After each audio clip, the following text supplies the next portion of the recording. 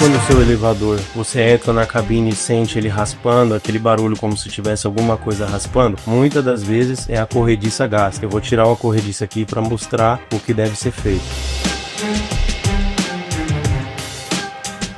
Essa daqui é uma corrediça de porta de cabina.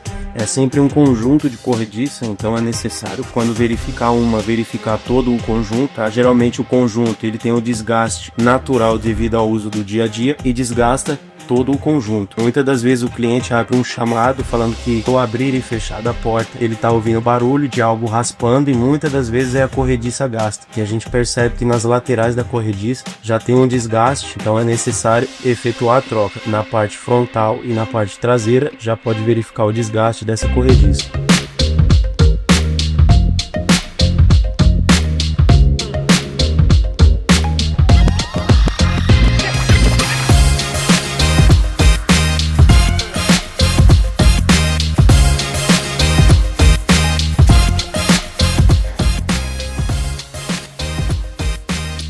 Se você precisa de manutenção preventiva, fale com a Next.